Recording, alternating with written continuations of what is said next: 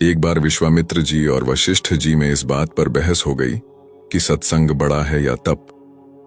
विश्वामित्र जी ने कठोर तपस्या करके रिद्धियों सिद्धियों को प्राप्त किया था, इसीलिए वे तप को बड़ा बता रहे थे, जबकि वशिष्ठ जी सत्संग को बड़ा बताते थे। वे इस बात का फैसला करवाने ब्रह्मा जी के पास चले गए।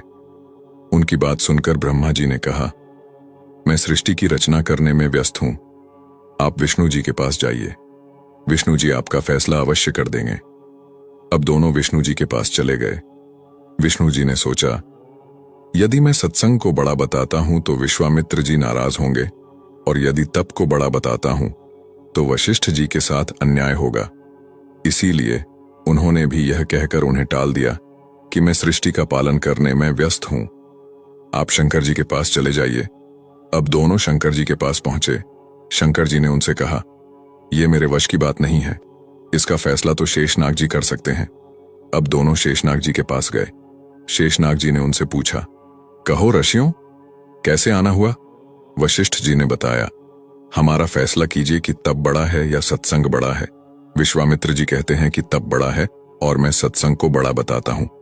शेषनाग जी ने कहा, मैं अपने सिर पर पृथ्वी का भार उठाए हूं, यदि आप में से कोई भी थोड़ी देर के लिए पृथ्वी के भार को उठा ले तो मैं आपका फैसला कर दूंगा।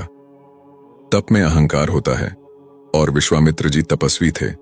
उन्होंने तुरंत अहंकार में भरकर शेषनाग जी से कहा, पृथ्वी को आप मुझे दीजिए।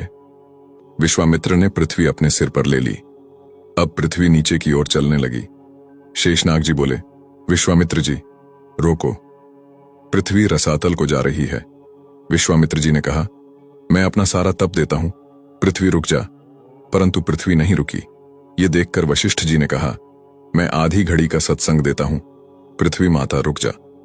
पृथ्वी वहीं रुक गई। अब शेषनाग जी ने पृथ्वी को अपने सिर पर ले लिया और उनको कहने लगे, अब आप जाइए। विश्वामित्र जी कहने लगे, लेकिन हमारी बात का फैसला तो हुआ नहीं है। शेषनाग जी बोले, विश्वामित्र जी, फैसला तो हो चुका है।